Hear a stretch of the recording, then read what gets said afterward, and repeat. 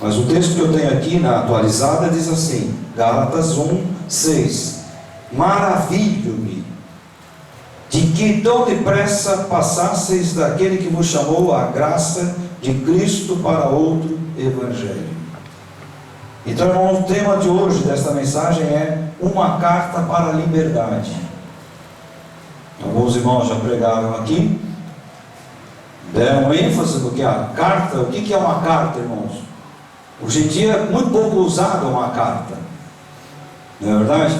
Você tem um e-mail, você tem as mensagens do WhatsApp, você tem várias outras formas de você se comunicar com a pessoa. E uma das mais restritas que existe hoje em dia é uma carta. É uma carta. Eu não gosto muito, irmãos, de filmes nacionais, não gosto. Mas eu lembro, talvez não lembre o nome do filme, mas eu lembro de um filme que uma mulher, acho que é Central do Brasil, se não me engano, ela ficava perto de um lugar e ela escrevia cartas para pessoas que não sabiam escrever, e essas cartas eram endereçadas aos parentes, né? E eu não gosto muito desse tipo de filme, mas é interessante, porque ela, às vezes, ela até colocava coisas dela, como o irmão falou aqui, o incentivo, alguma coisa, naquilo que chegava. E os missionários, hoje, irmãos, eu tenho um missionário aí, os irmãos conhecem, eu falo com ele todos os dias pelo WhatsApp, a gente conversa todos os dias pelo WhatsApp, ele lá na África e eu aqui no Brasil. Mas algum tempo atrás, irmãos, a nossa forma de contato eram as cartas. Então, a carta é uma forma de comunicação. E o apóstolo Paulo aqui, ele está assustado. Esse texto que eu li aqui nessa versão diz, maravilho-me.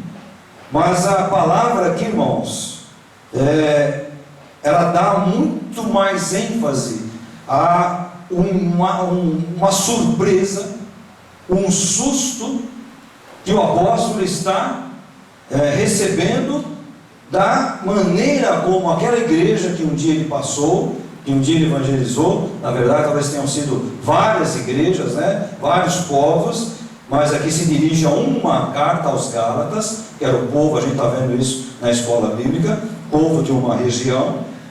Então ele diz, eu me assusto, eu estou maravilhado, eu estou assustado da maneira como vocês passaram tão rápido de um evangelho genuíno para outro desconhecido e que eu não vos preguei. Ou seja, Paulo não anunciou aquele evangelho, Paulo não pregou. Irmãos, até quanto você confia na palavra de um homem? Eu estou pregando aqui nessa noite, eu estou falando com você. Até quanto você diz, até quanto eu posso confiar na palavra do Omar? Até onde o Omar quer realmente repartir a Bíblia comigo? Ou quer que eu acredite em alguma coisa que não está bem na Bíblia, mas ele vai distorcer, ele vai dar uma balançada, de maneira que eu possa crer naquilo que ele está falando? Os irmãos estão entendendo, irmãos? Isso que eu falei, quando a gente pôs tema para o nosso semestre, eu comentei aqui com os irmãos, eu tenho comentado, é um desafio, porque às vezes, irmãos, você pega um tema e você vai mergulhar naquilo que o autor da Bíblia ele está querendo passar. Irmãos, a gente vive dias complicados. Dias complicados. Eu comprei um carro agora na virada do ano, carro velho, carro que eu sempre tive vontade de ter. E esse carro deu um problema lá no número do motor, porque o motor é americano, nos Estados Unidos não tem esse negócio de número, isso é coisa aqui do Brasil, ou seja, não estava conseguindo passar o carro para o meu nome. E aí teve que fazer um processo, irmão, super burocrático, que me levou a visitar o Detran, ainda bem que é aqui pertinho, né? Pelo menos, eu acho que 8 vezes. Vai uma hora, depois vai com o carro, depois vai fazer outra coisa, depois volta com o carro. E eu gastei um valor que não era da minha conta. O valor era da conta de quem me vendeu o carro. Foi uma pessoa particular. Eu fui avisando ele. E eu pedi para ele, falei, me ajuda. Porque eu gastei muito mais do que aquilo que seria o normal. Mandei um recado. Os irmãos sabem qual foi a resposta, né? O WhatsApp tem aquele negocinho azul, né? Quando o cara vê. Ficou azulzinho. Mas não teve retorno. Ficou só azulzinho. Não teve retorno. Não falou nada. Conclusão, o prejuízo veio para o meu bolso. Onde é que eu estou querendo colocar? Eu conheci a pessoa. Eu fui comprar o carro dele no interior. Conheci a pessoa. A pessoa, se assiste isso aqui por acaso, irmãos, aí ele vai me ligar e falar, ô rapaz, não precisa falar, vai fazer isso não, né? Vou depositar dinheiro na sua conta. Mas, irmãos, eu estive na casa dele, tomei café na casa dele, conheci a esposa dele, fomos juntos ao mecânico, fomos juntos ao cartório, fomos juntos ao banco, né? E depois voltei com o carro, uma cidade razoavelmente longe. Então, irmãos, eu confiei na pessoa, porque eu não fiz o laudo lá. Estava muito tarde, não ia dar tempo. Eu falei, vou fazer, a gente faz. Isso aí de todos os carros que a gente compra, gasta um pouquinho só, mas aquilo, irmão, se tornou uma bola de neve. Então eu confiei na pessoa por aquilo que eu conheci da pessoa. Né? Até agora eu estou me dando mal. Quem sabe ele vê essa pregação e fala, puxa, você não precisa falar não, né? Eu vou depositar o dinheiro na sua conta. Milagres acontecem, irmãos. Milagres acontecem.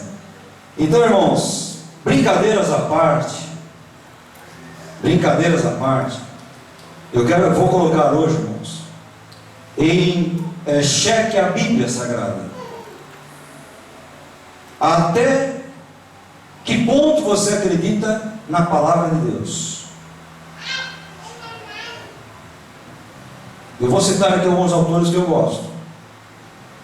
Até que ponto, irmãos, você ouve alguém pregando e você diz, mas esse cara não é digno de crédito, não dá para acreditar nele. Então, irmãos, eu quero que você preste bem atenção. Paulo vai e prega a essa igreja. Paulo vai e prega a esses irmãos. Passa um tempo e as notícias chegam ao seu ouvido dizendo que, olha, esse povo aí confundiu as coisas. Eles passaram de um evangelho que você pregou, de alguma coisa genuína, real que você pregou, passaram por uma outra coisa que não tem nada a ver com isso aí. Então Paulo ele chega a um ponto de pensar, será que o problema sou eu? As pessoas duvidaram do meu chamado apostólico, as pessoas duvidaram do meu chamado como um pastor dessa igreja, que organizou esta igreja. Então será que o problema está em mim? Será que o problema está naquelas pessoas? O que é que está acontecendo? Então ele diz, eu me assustei, eu fiquei estupefato da maneira como vocês passaram tão rápido de um evangelho genuíno que eu preguei para um outro que não tem nada a ver. Eu não gosto muito, irmãos, de ficar com esse monte de coisa aqui, mas hoje eu preciso disso aqui. Eu baseio algumas coisas daquilo que eu vou citar nessa noite no livro do John Piper, o Piper. Não sei se os irmãos conhecem. É um autor, eu gosto de muitas coisas que ele escreve. E esse livro em particular, ele tem sido uma pérola. Eu emprestei para uma irmã que eu visito mensalmente, e ela leu e ela rabiscou todo o livro. Falou, pastor, não consegui conter. Rabisquei o livro. Falei, amém, glória a Deus. Porque é um livro que eu não leio, eu estudo. E é um livro que se chama Um Homem Chamado Jesus Cristo. E já no prefácio do livro ele lembra de dois homens de Deus, C.S. Lewis e Clyde Cairo.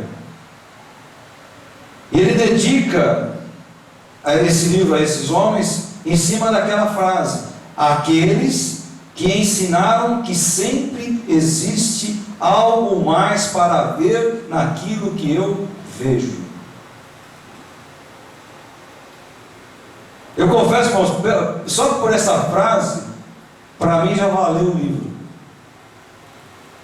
Pensa bem, aqueles que me ensinaram que existe algo mais para ver naquilo que eu vejo. Existe sempre algo mais, né? Levante os olhos. Tem um hino, acho que não é do cantor, mas eu lembro que ele cantava muito na igreja da Lapa, a banda, quando encerrava. Eu lembro dessa parte: olhai além. Eu gostava dessa frase: olhai além, né? E até hoje se usa muito os olhos da águia, que alcançam uma distância enorme, e os olhos da galinha, que enxergam o que está ali na frente. Por isso que é atropelada. Ela enxerga só o que está ali. E a águia, ela enxerga de longe. Ela está no topo da montanha e ela está avistando a presa, que às vezes está a quilômetros. Olhai além. Então, quando eu vi essa frase, eu falei: bacana. Aqueles que ensinaram que sempre existe algo mais para ver naquilo que eu vejo. Irmãos, na minha vida, eu tive o privilégio, e isso aí a igreja sabe, os irmãos da igreja sabem, eu tive o privilégio de caminhar muitos anos ao lado do pastor Enéas Tonini, uma referência no meio evangélico até os dias de hoje. E uma das coisas que tinha numa Bíblia do pastor Enéas, quando eu estava do lado dele, e eu vi assim, estiquei os olhos, eu olhei além, né, e vi a Bíblia, escrito assim: sempre aprendendo. Isso ele escreveu, irmãos, quando ele estava novo. Ele estava novo ainda. Ele devia ter uns 78, 79, 80 anos. Ele estava novo. Ele morreu com mais de 100.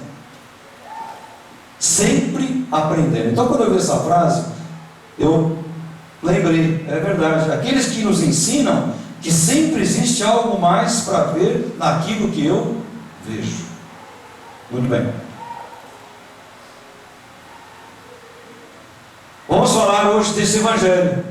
Paulo está assustado. Como que vocês passaram de um evangelho que eu preguei para um outro evangelho que não tem nada a ver? De algo genuíno para outra coisa que não tem nada a ver. Eu ensinei, e vocês... O Ítalo, semana passada, na pregação da semana passada, citou: o evangelho é simples. O evangelho, ele é simples. O que é o evangelho? Jesus. E às vezes, irmãos, o que é mais simples se torna mais complicado. Por quê? Porque o ser humano gosta de complicar. Aí eu quero colocar, né? Mas o que é evangelho? O que é evangelho, irmãos? O que é evangelho? É aquilo que aprendemos na escola bíblica dominical? Quem frequentou a escola bíblica dominical? Levanta a mão. Muita gente frequentou.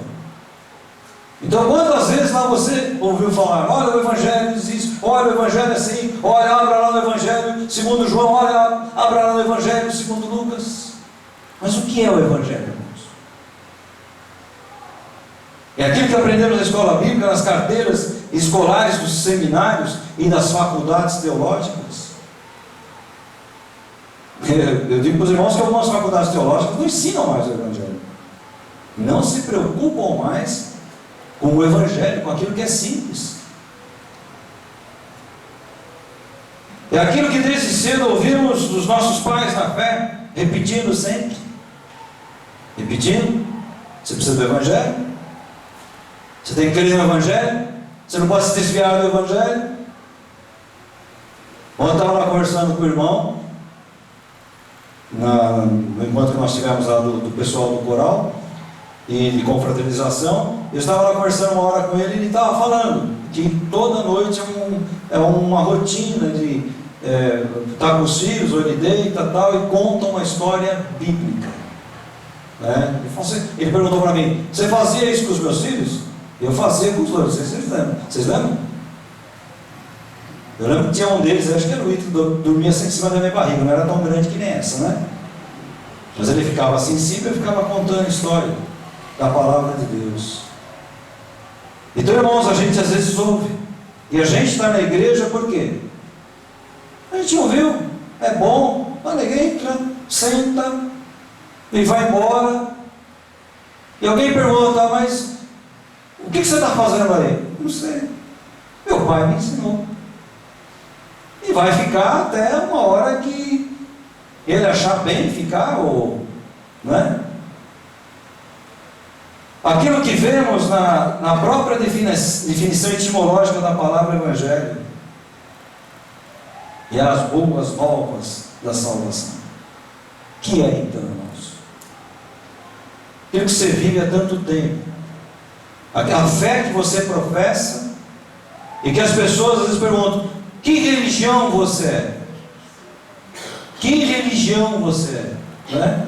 Sei lá, você pode ser de tantas religiões, nominalmente falando, da boca para fora, como você pode ser de alguma religião, e você gostou, se adaptou, e etc, etc, etc. E o resumir, irmãos, está ali, né? As boas novas da salvação. Que é o Evangelho? Boas novas de salvação. Ou seja, é a boa notícia, é a boa palavra, é o bom ensino, é algo que vem renovar e reacender a chama em nossos corações. Há sempre algo mais. Tem sempre alguma coisa nova para nós. Mas o Evangelho são as boas novas, as boas notícias. E as boas notícias, elas sempre se renovam. Amém, irmãos? As boas notícias, elas sempre se renovam. Tem as más notícias? Tem. Existem os problemas? Sim. Mas as boas notícias, quando elas vêm, elas sempre fazem o quê? Um processo de renovação. Então, irmãos, em meio a tantas modalidades de ensino, de pregação que existe hoje em dia, cabe a nós perguntar isso: o que é o Evangelho? Tudo que ouvimos até hoje é bom, sem dúvida, mas e a prática, irmãos? E a prática? E a prática, irmãos? E a prática? Não é verdade? A prática. Eu bato nessa tecla demais, irmãos, porque a minha vida profissional foi isso. Foi a prática. Prática. O que é a prática? Hoje você tem acesso, você lê muita coisa e tal, né? Gosta de consertar as coisas, de fazer, mas a prática é o que? Você colocar ação. Quem dirige automóvel aqui? Levanta a mão. Quem dirige automóvel? Um monte de gente. Você leu lá aquele caderninho que tinha tal, e saiu na rua, pegou o carro e foi embora? Prática. Não é verdade? Quem nunca pôs a primeira marcha e fez o carro morrer? Quem nunca transpirou, emagreceu 2, 3 quilos numa subida? E agora como é que eu saio daqui? É ou não, irmãos? É a prática. Ah, você solta o pé e tal. Ah, é uma maravilha falar, irmãos. Mas a prática é outra. Eu vou citar novamente, né, esse passeio que a gente fez ontem. Hoje a tecnologia é uma maravilha. Você coloca lá no celular o endereço e vai ouvindo a moça falar lá: vira à direita, vira à esquerda. Tá? Ah, beleza, irmãos. Não é? Só que na prática a direita está interditada. E agora? Agora você passou reto na rodovia e o outro retorno é 5 km para lá. Aí na prática a mocinha continua calminha. E vai novo trajeto. Mas na teoria, aliás, na prática você já está, oh, que maravilha. Não é verdade, irmãos? Onde chegou uma hora o negócio sumiu. Como é que pode sinal do satélite sumir? Mas some. E é gozado, irmão, some sempre na hora que a gente precisa. Eu falei: para aquele agora? Vamos parar no meio do... Falei: não, aqui não é, não. No meio do mato, uma água lá. Eu falei: vamos sair daqui, porque se eu voltar na rua, eu sei ir embora. Se eu ficar aqui embaixo, fizer mais 2, 3 curvas, nem daqui eu saio mais. Então, irmãos, o Evangelho é prática. Quando você ouve, e uma hora você vai colocar em prática. A gente que trabalha tanto tempo lá no seminário, dá aula, foi aluno, hoje é professor, não é verdade? Então você ensina. E às vezes vem lá um aluno já, às vezes com idade, às vezes até igual a sua, e fala: pastor, como é que é? Professor, como é que é? Fala: irmão, agora você vai sentir na pele. Não é? Em várias situações, irmãos. Várias situações. Mas vamos lá, vamos caminhar. Se o Evangelho são as boas novas, as boas novas me apontam para quem, irmãos? Para Jesus. Irmãos, Evangelho não é religião.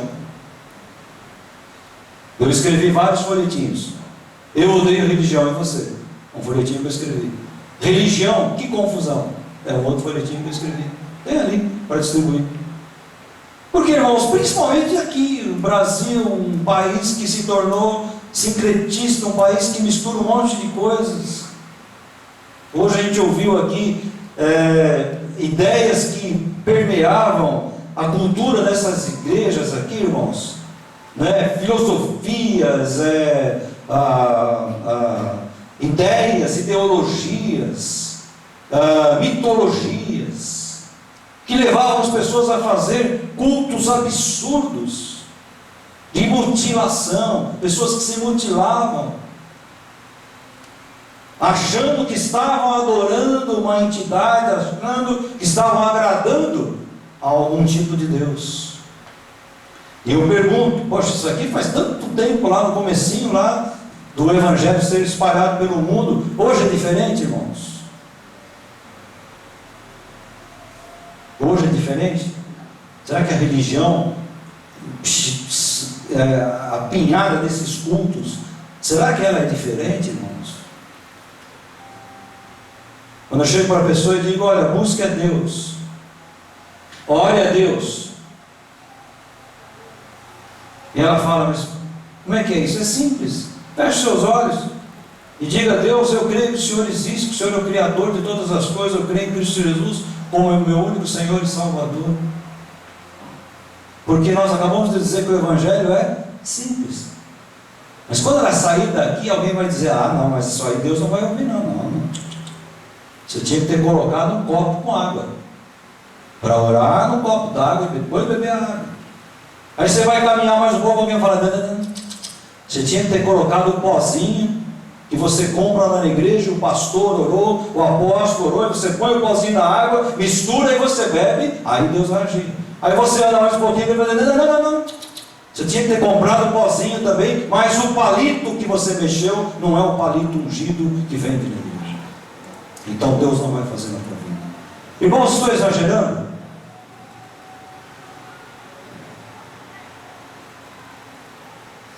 Os casais que estão aqui, os casais que estão aqui nessa noite,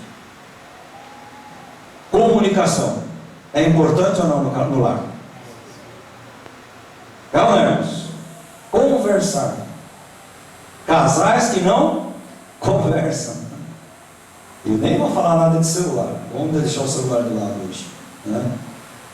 Então, irmãos, falar. Filho, vai lá e fala para sua mãe e fala dizer isso. Aí o filho vai, aí a mãe fala: filho, vai lá e fala para o seu pai que não é desse jeito, assim, assado. Aí o filho vai e fala para o pai. Aí o pai fala: não, vai lá e diga para sua mãe que tem que ser assim, né? Aí o filho se enjoa e chama o irmão e fala: ó, o pai mandou falar para a mãe, então eu estou falando para você dizer para a mãe o que o pai falou. E daqui a pouco, cachorro, vai lá e fala com a minha mulher lá, porque... Daqui a pouco, papagaio, vai lá e fala. Quando mais simples é o que, irmãos? Ô mulher, vem cá, senta aí, nós vamos conversar. Ô marido, senta aí que nós vamos conversar. Jesus é a razão de tudo, irmãos. Vamos conversar com Jesus? Senhor Jesus, o Senhor está aqui nesse lugar. O Senhor está aqui. Não porque o lugar, porque o pão é bonito, porque ali representa a uva, né? Está aqui, irmãos, por nossa causa. E se Jesus não estiver em você, em mim, Jesus não está aqui. A gente não crê que Deus está no banco, não. A gente crê que Deus está em nós. Jesus é a razão de tudo. Uma das coisas que ele diz aqui no livro, que eu também fiz questão de registrar: Jesus Cristo criou o mundo, inclusive a mim, a você, a mim, a nós, e mantém esse mundo em funcionamento pela manifestação do seu poder. Cada expirar ou inspirar, cada batida do meu coração, cada momento em que eu vejo e ouço alguma coisa, cada pensamento que me ocorre, tudo isto devo à misericórdia constante e ao poder criativo de Jesus. O que é isso? Resume isso para mim. Eu estou dizendo que Jesus tem que ser tudo em nossa vida, razão da nossa vida, motivo da nossa vida. Isso é o Evangelho: viver Jesus, respirar Jesus, viver e entender quem é aquilo que fez por nós esse Jesus. Porque tem um monte de Jesus por aí. Tem ou não tem, irmãos? Tem um monte de Jesus por aí. Está cheio de Jesus por aí. Eu gosto de C.S. Lewis. Tem muita gente que não gosta dele. Esse cara é confuso, ele fantasia as coisas. Não é? Aquele que fez o filme do leão, do guarda-roupa, da feiticeira, como é que é? Essas Crônicas de Nárnia. Crônicas de Nárnia. Eu li um pedaço do livro, né? E tem um filme, o filme está disponível, você pode assistir. Ele faz comparações bacanas para aplicar o Evangelho. Tem muita gente que não gosta. Não, eu não gosto nada disso aí. Não, irmãos, mas tem que abrir um pouquinho, né, a nossa mente para entender. Às vezes esse cara aqui, a conversão desse cara aqui foi algo fenomenal. Quando esse cara se converteu, irmãos, muita gente falou: C.S. Lewis se converteu ao Evangelho? A gente precisa saber o que é esse Evangelho direito aí. Porque esse cara não é qualquer um não que vai enganar ele. Então, irmãos, ele coloca um negócio aqui que é complicado. São palavras dele. Um homem que foi simplesmente um homem, está falando de Jesus, presta atenção. Um homem que foi simplesmente um homem e disse as coisas que Jesus disse, não poderia ser considerado um grande mestre da moral. Ou ele foi um lunático, do mesmo nível que um ovo poché. Esse negócio de ovo poché, eu falei: o que será que é isso aí? É o ovo que é cozido fora da casca, né? Tem umas técnicas aí. E é interessante. Um ovo que é cozido fora da casca. Ou ele foi o diabo do inferno. Você pode considerá-lo tolo, pode cuspir nele e matá-lo como se fosse um demônio. Ou prostrar-se a seus pés e chamá-lo de Senhor e Deus. Mas não podemos vir com essas ideias tolas e complacentes de que foi um eminente mestre humano. Ele não deixou brecha, não deixou espaço para isso. Ele não teve essa intenção. Em outras palavras, Jesus jamais será domesticado.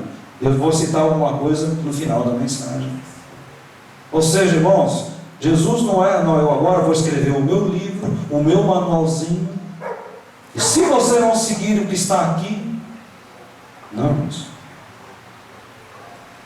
A gente precisa tomar cuidado com as regras de Jesus.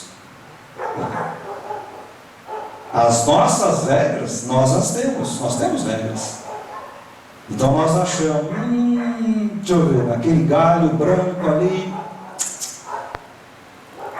não vai dar certo, não vai para o céu não, está muito branco. Se ele tivesse mais escurinho, talvez ele iria para o céu, mas está muito branquinho, não tomou sol, não vai. Não sei se os irmãos estão entendendo onde é que eu estou querendo chegar. E é isso mais ou menos que Lewis coloca. Cada um que olha Jesus pode falar: esse homem é um demônio. O outro pode dizer: não, Jesus foi um mestre da moral. O mestre da moral, nem tanto, né, irmãos? Ele quebrou tantos costumes judaicos, sendo ele um descendente de judeu. O judeu não gostava de comer com a mão suja, ou sem lavar as mãos, né? Com a mão suja não, mas sem lavar as mãos. E uma hora Jesus chega lá e parte o pão.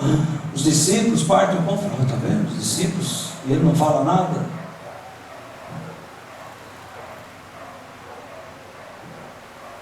Não é uma regra, irmãos, que alguém, uma pessoa dita para mim.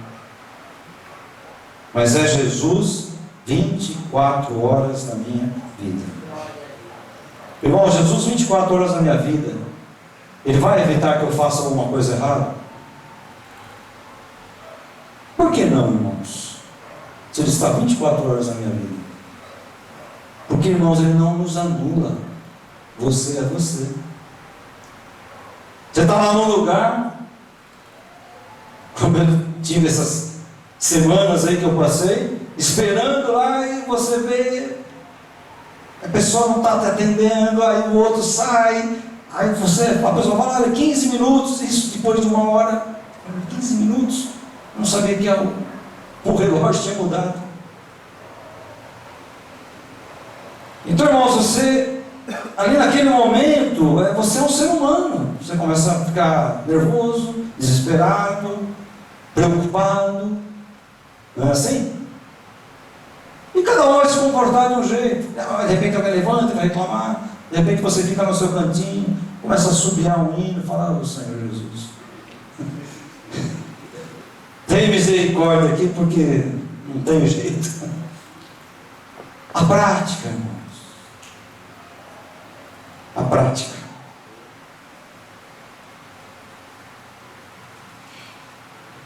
Deus procura mostrar aqui como cada pessoa pode ver ou enxergar Jesus. Você sabe que até o ateu enxerga Jesus, né, irmão? Eu vou citar daqui a pouquinho. Um Cristo diferente e um Jesus real. Esse é o Evangelho. Um Cristo que se encaixa ou que se adapta ou adapta-se a cada pessoa. Esse é o Evangelho, irmãos? Deixa eu ver aqui direitinho. Não. Deixa eu ver aqui. Não, Cristo. Aqui, maravilhoso. Então, como é que eu posso fazer? Bom, primeiro, você vê como eu vou me vestir. Aquele pastor está pregando sem terno, sem gravata. Não, Deus não vai receber isso aí, não.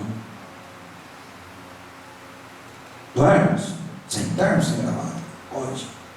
Falta de respeito. Pode, irmão. Se eu viesse aqui num traje de banho, seria uma falta de respeito. Mas do jeito que eu estou aqui, não é falta de respeito para ninguém. Mas para algumas pessoas pode ser. Por quê? É o Cristo conforme elas. É assim. Então, irmãos, Ele não se adapta a cada pessoa. Cristo é e ponto final. Ou você aceita Ele como Ele é, ou você não reconhece Ele na sua vida. Irmãos, para pensar o que a gente está falando aqui nessa noite, mas é muito profundo.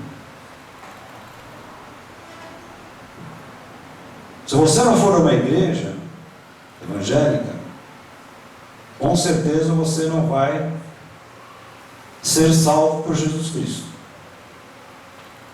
Você precisa ir a uma igreja evangélica.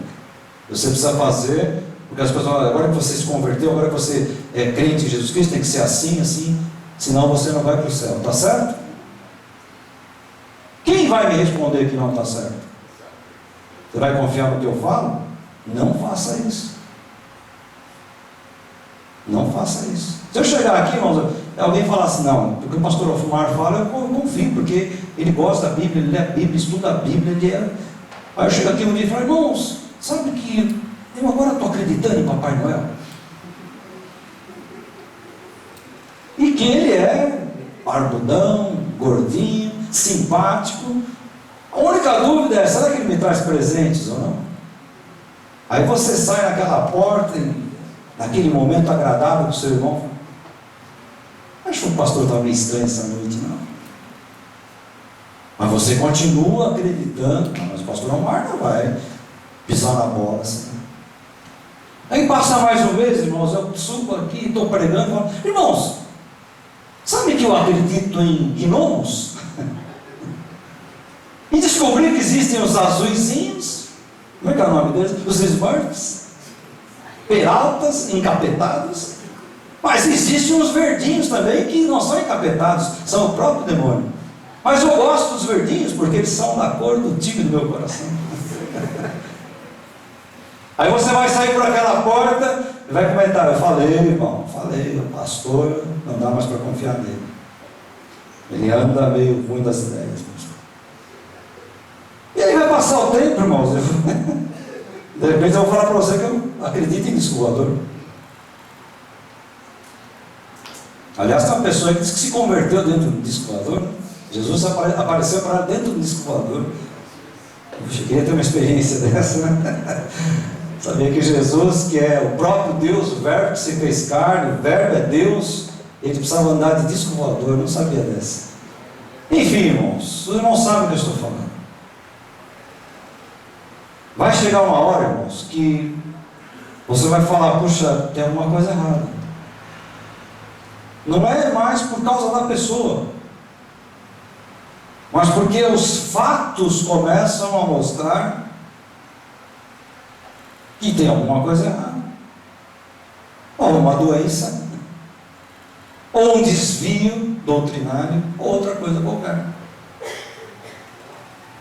Então, irmãos, um Cristo não pode se encaixar. Mas ele ainda fala de Jesus. Todo mundo fala de Jesus, irmãos, não é?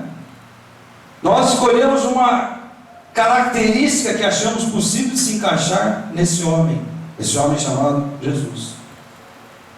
Então, olha lá: marxista, um hippie, um político, um legalista, um revolucionário, um Buda. Buda é um iluminado. Você crê em Jesus? Opa, crê. Que legal. Ele foi um iluminado. Mas só isso? Iluminado. Você crê em Jesus? Crê. Eu sou um hippie. O hippie era contra a cultura da época. Eu era menininho ainda, irmãos. Bem pequenininho, quando eu ouvia falar da moda hippie. Dos escândalos, às vezes, irmãos, de grupos de hippies. Nem sei se vocês não sabem o que eu estou falando aqui. Quem já ouviu falar de hippie? Bastante gente. Dos escândalos, irmãos, de grupos de hippie que se converteram ao Evangelho. Grupos inteiros se converteram ao Evangelho. Por quê? Eles se misturaram com esse grupo que queria se levantar uma contracultura, impor coisas, questionar coisas. Se misturaram, às vezes até com uma intenção boa. E de repente perceberam: isso aqui não tem nada a ver. Isso aqui é uma perversão. Sexo livre, drogas. E grupos, irmãos, inteiros se converteram. E formaram bandas musicais que iam lá no meio deles para evangelizar. Agora, não foram de terno e gravata. Já pensou, irmãos? Um grupo de terno e gravata, 40 graus na sombra, para evangelizar hippie. Como que eles foram? Vestidos iguais aos hippies, cabelos iguais aos hippies, só que o coração mudado por Jesus Cristo. O que esses caras sofreram na época, irmãos, de preconceito, os irmãos não queiram saber.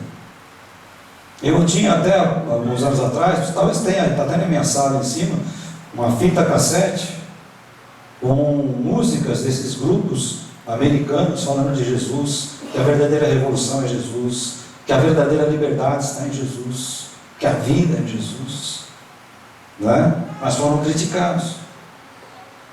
Então, irmãos, tem valor um Cristo histórico, não tenha dúvida. Tem valor a teologia do Cristo, a gente estuda isso no seminário. Há valor em sua vida humana, não tenha dúvida, irmãos. Eu sou um dos que mais gosta de explorar a vida terrena de Jesus. Eu gosto demais de falar da vida terrena de Jesus. Há valor em outras coisas, porém nada pode não estar acima daquilo que Ele realmente é, daquilo que Ele realmente representa, o Salvador dos homens arrependidos. Tem um livro, eu marquei aqui em algum lugar. Deixa eu ver aqui, onde é que está? É um nome gozado em alemão, eu não vou saber falar. Marquei aqui em algum lugar. Não estou vendo aqui agora onde está.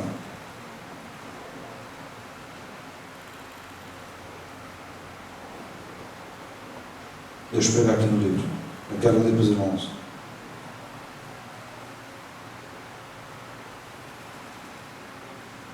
Aqui está. Jesus für Attenstein, em alemão. Um livro que um cara escreveu na década de 70. Jesus für Attenstein. Attenstein significa ateu.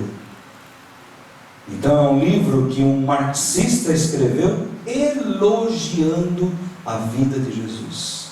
Um comunista. Elogiando. Por quê? Porque Jesus era um verdadeiro comunista. Então, irmãos, está aqui dentro daquilo que Lewis fala. De repente eu pego esse Cristo e amoldo ele aquilo que eu quero que ele seja. E você não pode fazer isso, irmãos. Porque Cristo é Deus. Cristo é Salvador. É o próprio Deus. Você não pode fazer isso. Não sei se os irmãos estão entendendo, irmãos. É muito profundo isso que eu estou falando aqui nessa noite. Então, mas o ateu não crê em Jesus. Olha, o cara escreveu um livro falando que Jesus era ateu. O marxista escreveu um livro elogiando, não acredito em Jesus. Não, eu pego esse livro, essa obra literária, e mostro que o cara está elogiando Jesus, o aspecto humano de Jesus, o aspecto revolucionário de Jesus. Isso é o Evangelho, irmãos? Isso é o Evangelho? O Evangelho é a prática de Jesus.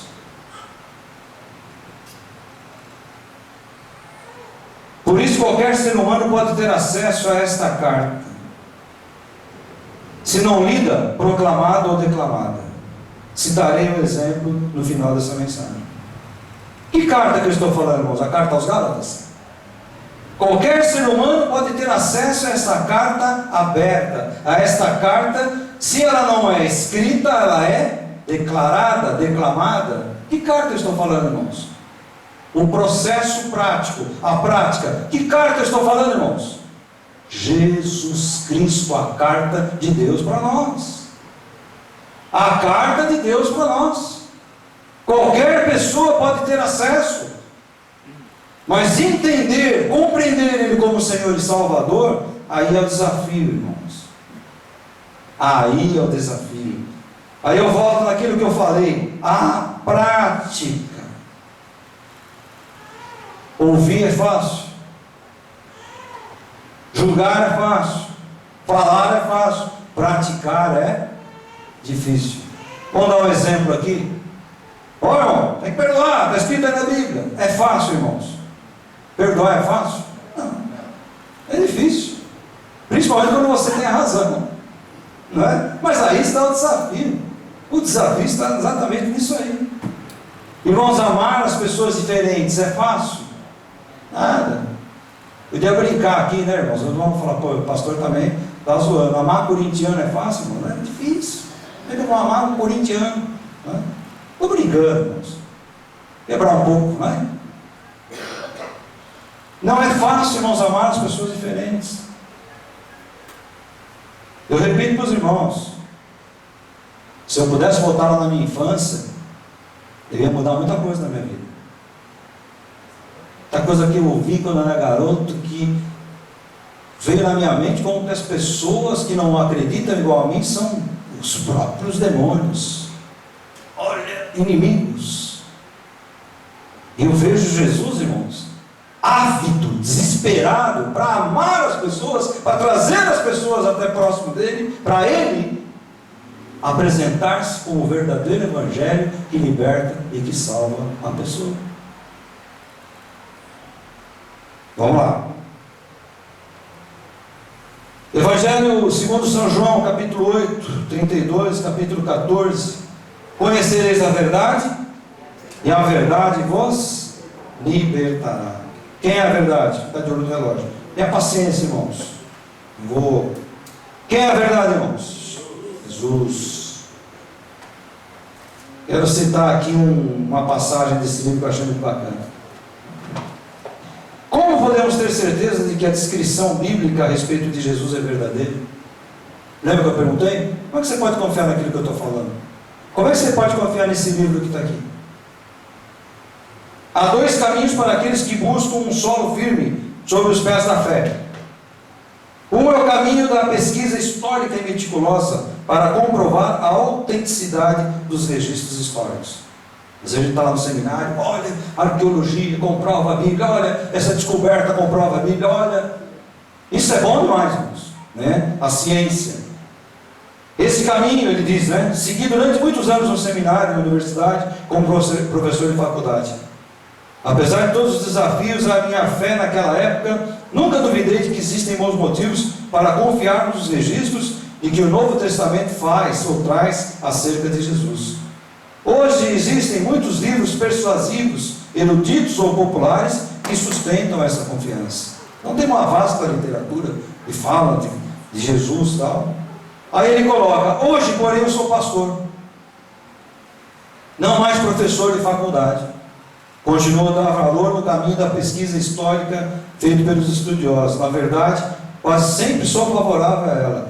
No entanto, hoje tenho mais consciência de que a grande maioria dos habitantes deste planeta jamais terá o tempo ou as ferramentas necessárias para rastrear todas as evidências que comprovam os registros históricos do Novo Testamento.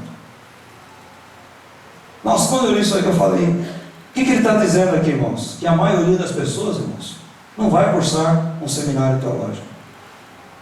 Que tem muitas pessoas, irmãos, que leem a Bíblia e tem muitas dúvidas. Por quê?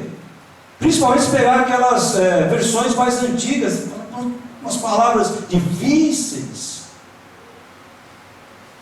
Então essas pessoas, irmãos, que não têm acesso à pesquisa, nunca vão acreditar que Jesus de fato existiu, não é verdade? Elas não têm acesso. A maioria, ele diz, a maioria das pessoas vai crer em Jesus sem ter acesso a essas pesquisas, a esses livros. Sabe por quê, meu irmão? Porque Deus amou o mundo de tal maneira que Ele, Jesus, veio para que todo aquele que crê nele não pereça, mas tenha vida eterna. Conheçam a verdade, e a verdade os libertará. Por isso, meu irmão, abre os lábios e fale de Jesus. Ah, pastor, eu não tenho conhecimento teológico. Diga que Jesus é o Deus que se fez carne, que habitou entre nós. Diga que Jesus não veio aqui para fazer uma folhinha, feriado de Natal, feriado de Páscoa. Diga que você também tinha dúvidas a respeito de Jesus, mas hoje você tem certeza que Ele é Senhor e Salvador da tua vida. Mas a pessoa não vai acreditar, irmãos, ela não tem que acreditar ou deixar de acreditar. Você tem que falar o que está na palavra, a tua experiência. O resto, deixa que o Espírito Santo faz. O resto é o Espírito Santo de Deus que vai fazer na vida dessa pessoa. Cristo é a verdade. Cristo é o caminho, a verdade e a vida. O discípulo falou na conversa com Jesus: mas como a gente vai ao Pai e tal? Vocês não conhecem o Pai? Vocês estão me vendo?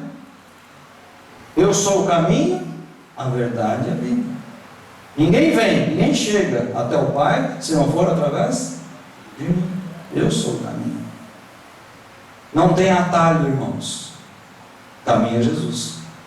Essa é a prática do Evangelho. Crer em Jesus como Senhor e Salvador. Então, irmãos, ele representa a maior e mais bela carta de liberdade escrita por Deus e direcionada ao ser humano. Por isso que eu falei, Deus está aqui, irmãos. Não é porque tem ar, você está respirando, tal, Deus está aqui porque tem o ar, não. Deus está aqui porque você está aqui. Deus está aqui, irmãos. Ele veio aqui nesse mundo para buscar você. A preocupação dele era você. O objetivo dele era você. O objetivo dele, irmãos, não é estar no céu com esses bancos aqui, com esse templo bonito. O objetivo dele é estar no céu com aqueles que creram no nome dele como Senhor e Salvador e colocaram em prática o autêntico e verdadeiro Evangelho. É você, meu irmão. Haja luz, houve luz. O verbo do princípio, a cantata, né? A cantata de Natal. Paulo aos Coríntios Coríntios, na segunda carta, capítulo 4, dos versos 4 a 6, ele diz: o Deus desse século cegou os entendimentos para que não vissem a luz.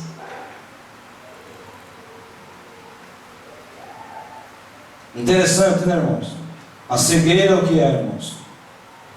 É a dificuldade ou a ausência daquilo que você enxerga. Se nós apagarmos tudo aqui nesse recinto, se acabar a luz aqui no bairro, dá um blackout aqui na zona norte inteira, o que vai acontecer, irmão? A luz de emergência vai acender porque ela nunca funciona quando precisa. Deu um blackout, seu celular acabou a bateria, vai ficar tudo o que, irmãos? Escuro. Tudo na escuridão. E quando você está na escuridão, irmãos, você não tem direção, não é assim? Lógico, aqui a gente está acostumado, se acabar a energia, eu sei que eu vou dar um pulo, eu sei que aqui no meio tem um corredor, e ali tem uma escada, e a gente conhece o lugar. Eu coloquei uma frase aqui, irmãos: eu não acendo a luz se acende para mim. Não fui eu que cheguei lá e, Cristo, o negócio é assim. Foi ele que chegou a mim e falou: filho, eu sou o teu Senhor e teu Salvador. A iniciativa, irmãos, é de Deus. Quem acende a luz é Deus. Não são as minhas regrinhas. Olha, tem que ser assim, assim, assim, tal, para Deus falar. Deus fala como, quando, a hora que Ele quer falar. Ah, mas aquele cara, ele foi para o inferno. Irmão, nunca diga isso. Quem somos nós para dizer isso aí? Você não sabe.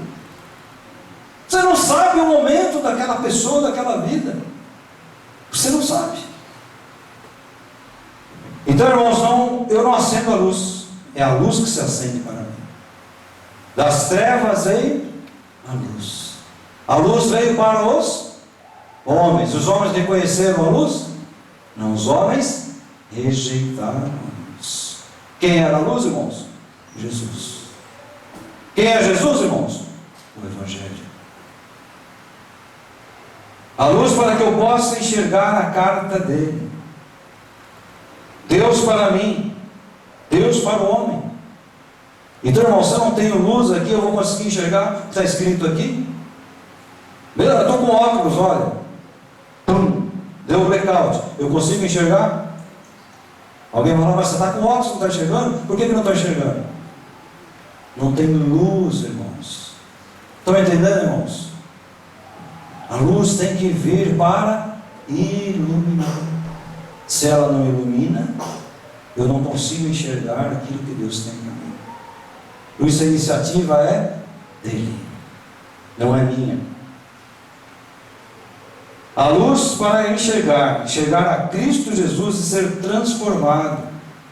Ver Cristo salva e santifica. Estou encerrando quase. Está no finzinho. Coloquei aqui alguns homens de Deus, né? As pessoas dizem assim: um grande homem de Deus. Eu prefiro um homem do grande Deus. Billy Graham. Quem conheceu o Billy Graham aqui? Levanta a mão. Alguns irmãos conhecem. Morreu agora há pouco tempo, uns 100 e tantos anos. Billy Graham foi um evangelista. Começou um pastor numa comunidade pequena, batista, no sul dos Estados Unidos. Começou a pregar. E a pessoa diz: Billy Graham ganhou mais de 200 milhões de pessoas para Jesus Cristo. Irmãos, ninguém ganha ninguém. Quem ganha é o Espírito Santo, não é? Mas Billy Graham, irmãos, ele alcançou mais de 210 milhões de ouvintes em mais de 185 países. Os irmãos têm ideia do que é isso? Estou falando aqui hoje para quê? Umas 50 pessoas aqui. Imagina, irmãos, alguém que durante a vida alcançou mais de 210 milhões. Eu lembro de uma das cruzadas evangelísticas aqui no Brasil, 1975, no estádio do Maracanã, pregando no carnaval. Billy Graham pregando uma mensagem chamada O Carnaval da Morte, falando sobre a podridão no Brasil, sobre a promiscuidade no Brasil, sobre onde o Brasil iria chegar por causa dessa festa da carne. Isso no Rio de Janeiro, no Maracanã. E o Maracanã, irmãos, naquela época, recebeu mais de 200 mil pessoas para ouvir falar de Jesus Cristo através de Billy Graham. Olha que coisa. Eu lembro quando a pregação de Billy Graham é extremamente simples. Às vezes nem andava, ficava quietinho ali. Irmãos, eu cheguei a ver aqui no Pacaembu, ao vivo. Irmãos, quando aquele homem orava e fazia o apelo, irmãos, parecia que o povo estava caindo assim das arquibancadas, aquele povo descendo. Maracanã, aquela multidão, e aquele povo que estava ali na frente, para anotar o nome das pessoas, para visitar as pessoas depois, para orar para aquelas pessoas que queriam conhecer Jesus Cristo, aquela multidão, irmãos. Billy Graham, talvez um dos maiores evangelistas que o mundo já conheceu. A nossa igreja fez parte de uma cruzada que o filho dele dirigiu alguns anos atrás. Não sei se os irmãos lembram, programa de televisão e tal. Aquilo foi em todos os países, alcançou o mundo inteiro, África e tal. Nós fizemos parte daquele plano. Não sei quantos irmãos lembram aqui, né? Do Billy Graham, ou através do filho dele. Coloquei outros homens aqui que talvez você já tenha ouvido falar: Spurgeon, Moody, Jonathan Edwards, Rex Lambert. Também tinha um programa de televisão, a família, cantavam, falavam de Jesus, uma coisa bonita, reunia a família para ouvir aquilo, para ouvir a palavra, uma coisa simples, irmãos. Programa tranquilo, né? Aquela família reunida ali, pregando a palavra. Quantas vidas, irmãos, viram os testemunhos, acompanharam esses homens, quantas vidas foram influenciadas por todos esses homens. Eu até coloquei aqui no Brasil o pastor Ernesto Toninho. O pastor Ernesto Toninho foi pelo Brasil inteiro, irmãos, durante muitos anos, pregando, falando de Jesus, falando do verdadeiro evangelho. Eu tinha aqui bastante coisa para falar, mas o horário está muito apertado.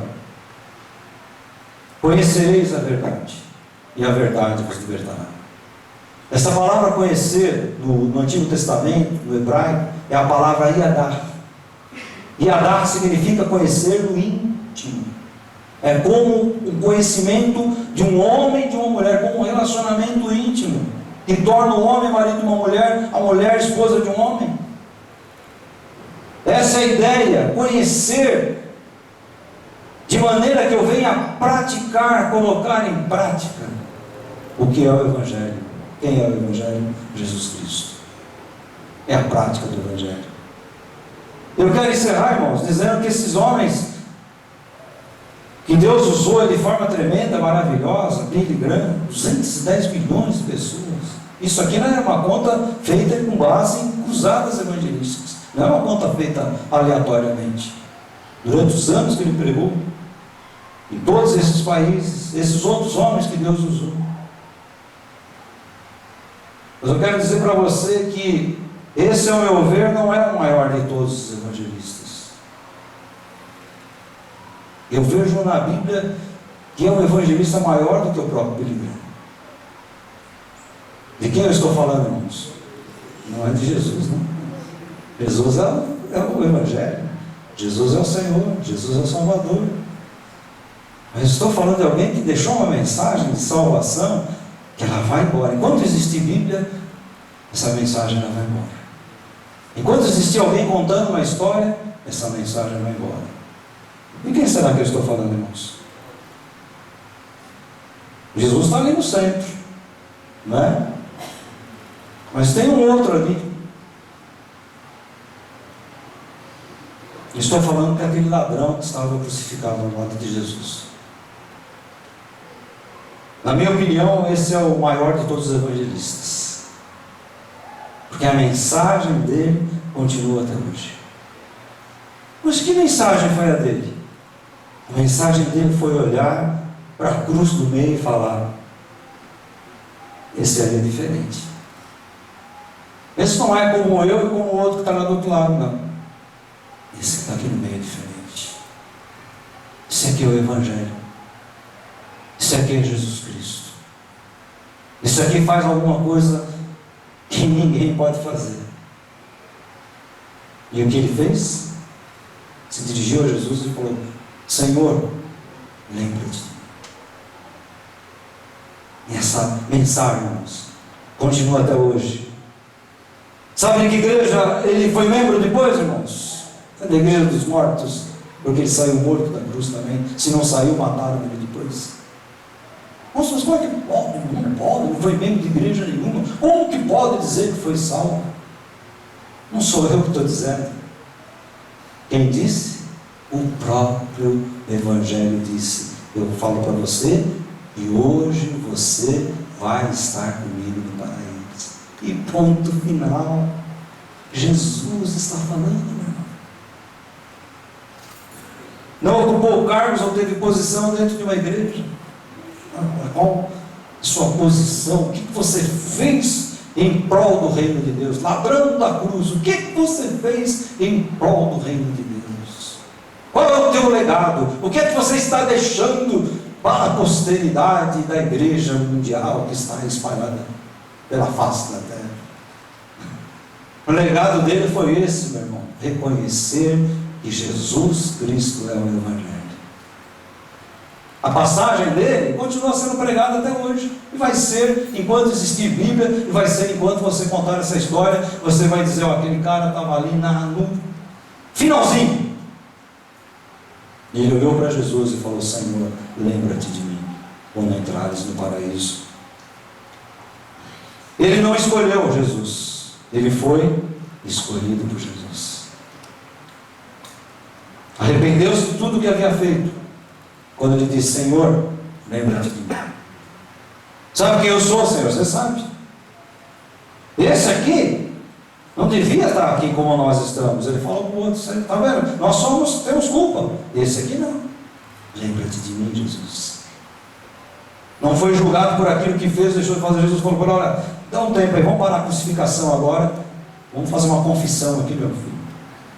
O que você fez? Preciso saber se você vai ser digno do céu. Preciso ver quantas pessoas que você deixou aí por esse mundo, que você enganou. Meu irmão, Jesus vem e perdoa. Hoje você vai estar comigo no paraíso. Quero saber o que você fez. Eu quero que você saiba o que eu estou fazendo aqui neste lugar, neste momento, morrendo e dando a vida por você. O que você fez não importa, importa o que eu estou fazendo aqui. Eu estou aqui dando a vida por pessoas como você.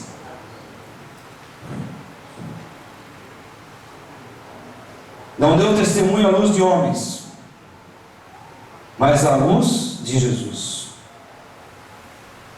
Hoje hoje você vai estar comigo. A confiança e realmente aquilo que importa aos salvos em Jesus Cristo que eles amam. Amém, irmãos?